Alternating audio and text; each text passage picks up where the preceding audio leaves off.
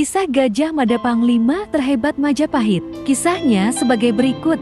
Like dan subscribe dulu agar selalu menyimak sejarah Nusantara berikutnya. Terima kasih. Assalamualaikum warahmatullahi wabarakatuh. Gajah Mada lahir pada tahun 1290 dan meninggal tahun 1364.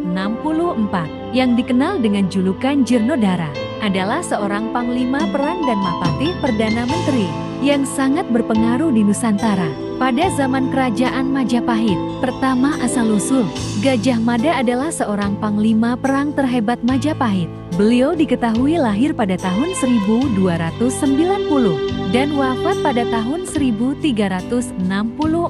Untuk informasi orang tua Gajah Mada, masih belum diketahui. Namun menurut kitab Pararaton, ayah Gajah Mada bernama Gajah Pagon atau Curadharmawiyasa dan ibunya bernama Dewi Andongsari atau Narirati. Kedua arti nama Gajah Mada adalah, nama Gajah Mada kemungkinan besar diberikan oleh orang tuanya, Gajah Pagon, dan seorang wanita dari keluarga makan kuping. Seperti yang disebutkan dalam beberapa catatan sejarah, termasuk serat Pararaton dan sumber-sumber lain. Dalam konteks ini, Gajah Pagon adalah seorang bangsawan atau tokoh penting di kerajaan Majapahit, dan putranya, Gajah Mada, tumbuh menjadi tokoh sejarah yang sangat terkenal. Sumber lain, nama Gajah Mada memiliki beberapa tafsiran. Secara harfiah, gajah dalam bahasa Jawa kuno bisa berarti hewan gajah, yang dalam mitologi Hindu adalah wahana Dewa Indra, atau bisa juga merujuk pada sosok yang kuat. Sedangkan Mada berarti mabuk, atau bisa juga diartikan sebagai semangat yang membara.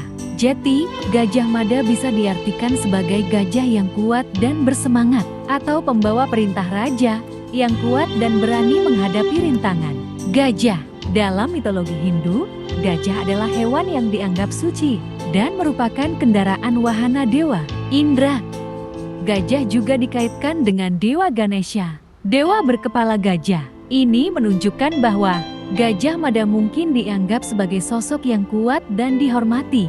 Mada, dalam bahasa Jawa kuno, Mada berarti mabuk. Namun, dalam konteks Gajah Mada, kata ini mungkin menggambarkan semangat yang membara, seperti seekor gajah yang sedang mengamuk dan menerjang rintangan.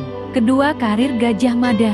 Karir Gajah Mada dimulai sebagai anggota pasukan Bayangkara, pengawal raja pada masa Prabu Jayanegara. Ia kemudian naik pangkat menjadi pati di Kahuripan dan Daha, sebelum akhirnya diangkat menjadi Mahapatih Majapahit pada masa pemerintahan Tribhuwana Tunggadewi. Puncak karirnya ditandai dengan Sumpah Palapa, di mana ia berjanji untuk mempersatukan Nusantara di bawah kekuasaan Majapahit. Ketiga, awal karir. Gajah Mada memulai karirnya sebagai anggota pasukan Bayangkara, pasukan pengawal kerajaan yang bertugas melindungi raja dan keluarganya. Keempat, pemberontakan Rakuti. Gajah Mada dikenal karena perannya dalam memadamkan pemberontakan Rakuti yang membahayakan keselamatan Raja Jayanegara. Kelima, patih di Kahuripan dan Daha. Setelah berhasil menumpas pemberontakan, Gajah Mada diangkat menjadi patih di Kahuripan, kemudian di Daha atau Kediri. Keenam, Mahapatih Majapahit. Pada masa pemerintahan Ratu Tribhuwana Tunggadewi, Gajah Mada diangkat menjadi Mahapatih atau Perdana Menteri Majapahit. Ketujuh, Sumpah Palapa dan ekspansi. Gajah Mada, seorang Mahapatih atau Perdana Menteri Majapahit, mengucapkan Sumpah Palapa pada tahun 1336 Masehi. Sumpah ini berisi janji untuk tidak menikmati kesenangan sebelum berhasil menyatukan seluruh Nusantara di bawah kekuasaan Majapahit. Ekspansi wilayah Majapahit yang dilakukan setelah pengucapan sumpah ini berhasil memperluas pengaruh kerajaan dan menciptakan kesatuan budaya serta identitas Nusantara. Kedelapan isi Sumpah Palapa. Lamun huus kalah Nusantara, usun amukti palapa. Lamun kalah ring gurun, ring seran, Tanjung Pura, ring haru, ring pahang, Dompo, ring Bali, Sunda, Palembang. Terjemahannya adalah, jika telah kalah Nusantara, saya akan menikmati kesenangan. Jika telah mengalahkan Gurun, Seran, Tanjung Pura, Haru, Pahang, Dompo, Bali, Sunda, Palembang, Kesembilan, ekspansi wilayah Majapahit. Sumpah Palapa menjadi dasar bagi ekspansi wilayah Majapahit yang dipimpin oleh Gajah Mada. Berbagai wilayah di Nusantara ditaklukkan melalui ekspedisi militer. Wilayah-wilayah yang ditaklukkan kemudian diintegrasikan ke dalam sistem pemerintahan Majapahit. Terjadi pertukaran budaya dan ekonomi yang intensif antar wilayah. Stabilitas dan keamanan wilayah Nusantara meningkat. Ke-10, dampak Sumpah Palapa ekspansi. Penyatuan Nusantara di bawah pengaruh Majapahit. Perluasan pengaruh dan kekuasaan Majapahit. Munculnya identitas nasional Nusantara. Stabilitas politik dan ekonomi. Warisan budaya yang kaya dan beragam. Sumpah Palapa bukan hanya sekadar janji, tetapi juga sebuah visi besar untuk menciptakan Nusantara yang kuat, stabil, dan makmur melalui persatuan. Gajah Mada dan Sumpah Palapanya menjadi simbol semangat persatuan dan nasionalisme di Nusantara. Ke-11, Perang Bubat. Perang Bubat adalah peristiwa sejarah yang terjadi pada tahun 1357 antara Kerajaan Majapahit dan Kerajaan Sunda yang dipicu oleh rencana pernikahan antara Raja Hayam Wuruk dari Majapahit dan Dyah Pitaloka Citra Resmi dari Sunda. Gajah Mada, Mahapatih Majapahit, memaksa rombongan Sunda untuk menyerahkan Dyah Pitaloka sebagai tanda takluk yang ditolak oleh Kerajaan Sunda. Akibatnya, terjadilah pertempuran di Bubat yang menewaskan rombongan Sunda, termasuk Raja Linggabuana dan Dyah Pitaloka yang memilih bunuh diri untuk menjaga kehormatan. Penyebab, rencana pernikahan antara Hayam Wuruk dan Dyah Pitaloka yang berubah menjadi konflik karena campur tangan Gajah Mada. Lokasi, Bubat, di utara Trowulan, ibu kota Majapahit. Pihak yang terlibat, Kerajaan Majapahit dipimpin oleh Hayam Wuruk dan Gajah Mada melawan Kerajaan Sunda yang dipimpin oleh Linggabuana.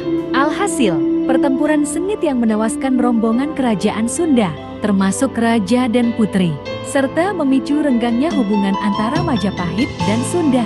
Ke-12, kronologi, rencana pernikahan. Hayam Wuruk berniat menikahi Dyah Pitaloka, putri Kerajaan Sunda. Ke-13, tuntutan Gajah Mada. Gajah Mada memaksa rombongan Sunda untuk menyerahkan Dyah Pitaloka sebagai upeti, bukan sebagai pengantin.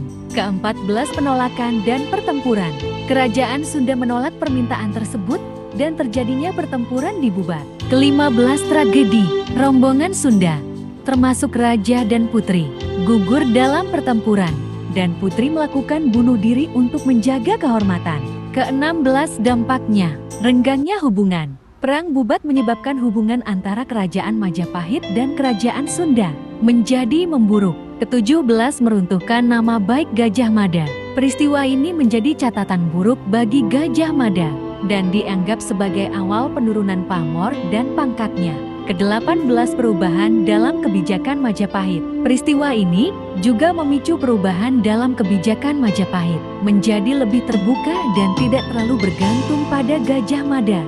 Ke-19, kematian Gajah Mada.